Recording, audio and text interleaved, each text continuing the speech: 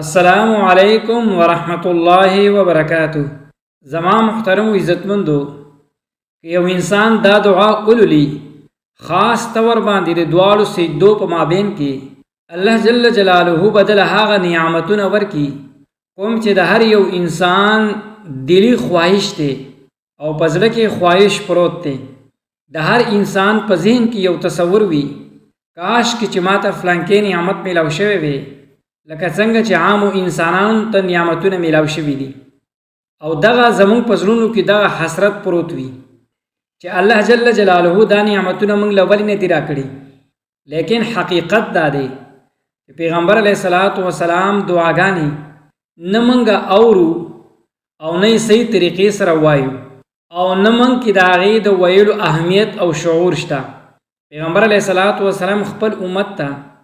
ډېرې مختصر مګر جامع دعاګانې ښودلې دي. د هغې نه یوه دعا دا ده چې د دواړو سجدو په منځ کې ولوستلی شي. لیکن افسوس خبره دا ده چې د 99% نه زیاته خلکو ته پته هم نشته چې د دوو سجدو په منځ کې به هم یو دعا مسنون دعا لوستلی شي. اکثر خلک پیلې سجدې نه ډېر جلتۍ سره پورته کېږي او فورا دویمې سجدې ته ځي، حالانکې دا هغه مقام دی پیغمبر علیه الصلاۃ والسلام به کې باقاعده دعاګانې لوستلې. د دغې دعا فضیلت دومره عظیم دی چې تابعین فرمایي چې د الله جل جلاله د دغې دعا په برکت سره هغه تمام نعمتونه راکړي دي چې د هغې ذکر په دې کې موجود دی. صحابه کرام رضی الله تعالی عنه دغه دعا د خپل ژوند معمول جوړ کړی. نن موږ اکثریت مونږ چې دی هغه صرف یو ذمہداري ګڼو چې ادا شوه او موږ دا سوچ کوو چې د ماسپښین مازدیګر ماښام او د ماسخوتن موږ ادا گویا کې دا زموږ نه یو بوج ختم شو، حالانکې مونځ بوج نه دی بلکې د مؤمن راحت او سکون دی. حضرت عبدالله ابن عمر ابن عاص رضی الله تعالی عنہ یو نوجوان صحابي دی. عبادت، تقوا او زهد په ده کې دغه مقام ډیر بلندو. ټوله شپه به تهجد کول، د ورځې به روژه نیوه، تر دې پورې چې د واده نه بعد به هم دغه معمولو. یو ورځ د ده والد حضرت عمر ابن عاص رضی الله تعالی عنہ د هغه بیبي نه تپوس وکړو د ده په باره کې. هغه ورته عرض کوي چې ډېر نیک انسان دی لیکن پوره شپه عبادت او پوره ورځ چې دی هغه په روژه کې تیروي.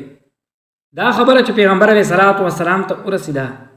پیغمبر علیه الصلاۃ والسلام حضرت عبدالله ابن عمر رضی الله تعالی عنہ راوغوښتو، ورته یې وفرمایل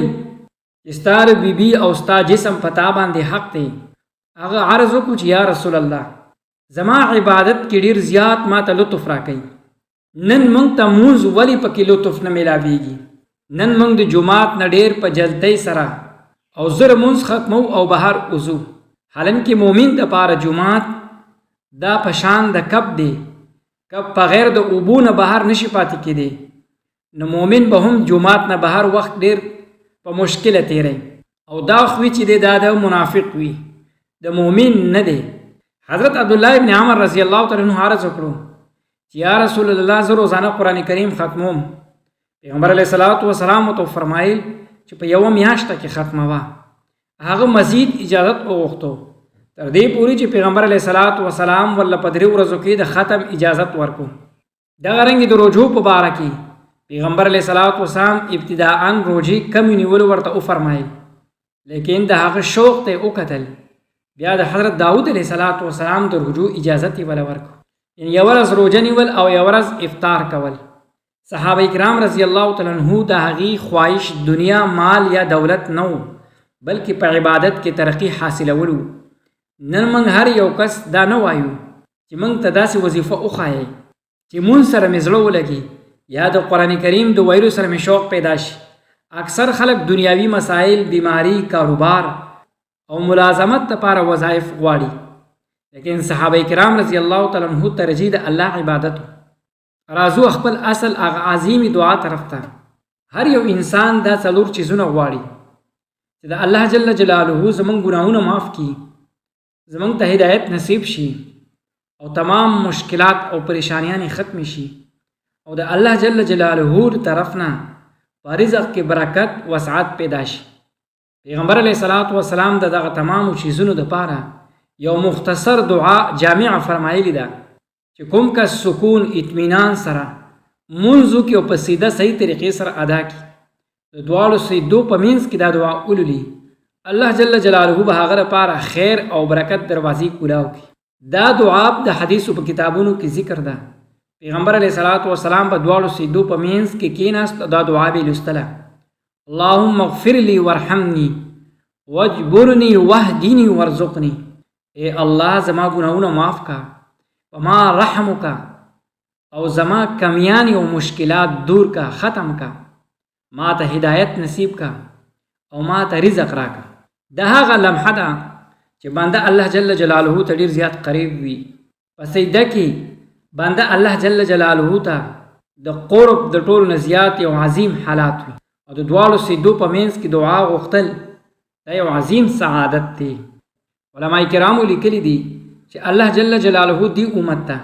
برکات کې د دوو سجدو نعمت ورکړی دی یو عظیم شرف دی لہذا نو موږ ته پکار دي چې هر مونځ په جلدۍ سره ادا نه بلکې اطمینان او خشوع سره ادا دا دعا کم از کم یوه پیره ضرور ووایو او که غواړئ زیاتې هم لوستلی شئ لیکن ځان پې پوه کو یقین سره او د الله جل جلاله حقیقي تعلق قایم کو او بیا یې ووایو او په څلېښت ورځې په پابندۍ سره مونځ د دواړو سجدو په منځ کې دا دعا ووایو نو انشاءالله خپل ژوند کې به تاسو برکت سکون هغه اثرات په خپله محسوس کړئ